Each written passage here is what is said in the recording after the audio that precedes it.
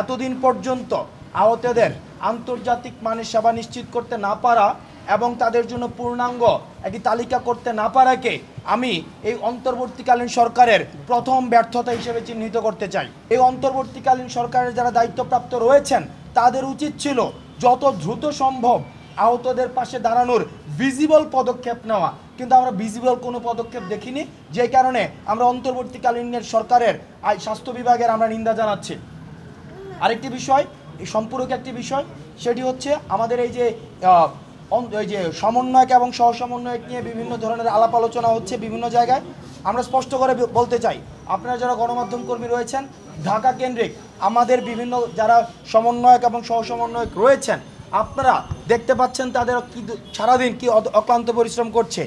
আপনারা যদি দেখেন কেউ সমন্বয়ক এবং সহসমন্বয়ক নামে বিশেষ কোনো সুযোগ সুবিধা কোথাও চাচ্ছে, আপনাদের সাথে বিশেষ কোনো সম্পর্ক তৈরি করার চেষ্টা করছে, বা সরকারের কোনো প্রশাসনে গিয়ে বিশেষ কোনো সুযোগ সুবিধা চাচ্ছে, আপনারা তাদের আইনের হাতে সোপর্দ করুন।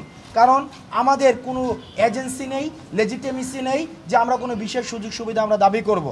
এবং পরিশেষে আমরা অন্তর্বর্তীকালীন সরকারকে আমরা বলতে চাই, আপনারা আজকে অন্তর্বর্তীকালীন সরকার হয়েছেন এই আহত যারা হয়েছে, শহীদ যারা হয়েছে তাদের বিনিময়ে।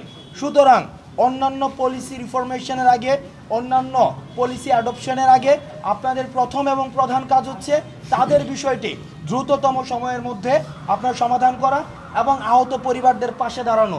কারণ আমরা দেখেছি একমাত্র উপার্জনক্ষম ব্যক্তি উনি আহত হয়ে পড়ে আছেন বা নিহত হয়েছেন।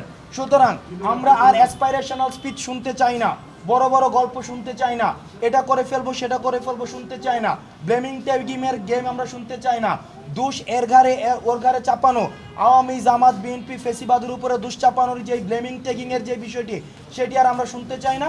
আমরা দৃশ্যমান পদক্ষেপ দেখতে চাই। আমরা দেখতে চাই আগামী 24 ঘন্টার মধ্যে স্বাস্থ্য মন্ত্রণালয় কী ধরনের পদক্ষেপ নেয়, এবং গণমাধ্যম কর্মী যারা রয়েছেন আপনারা স্বাস্থ্য মন্ত্রণালয়ের দায়িত্ব যারা রয়েছেন তাদেরকে 24 ঘন্টার মধ্যে তাদের দৃশ্যমান পদক্ষেপ সম্পর্কে আপনারা তাদেরকে প্রশ্ন করুন, এবং জনগণের প্রশ্ন তাদের কাছে তাদেরকে করে তাদেরকে জবাবদিহিতার আওতায় নিয়ে আসুন।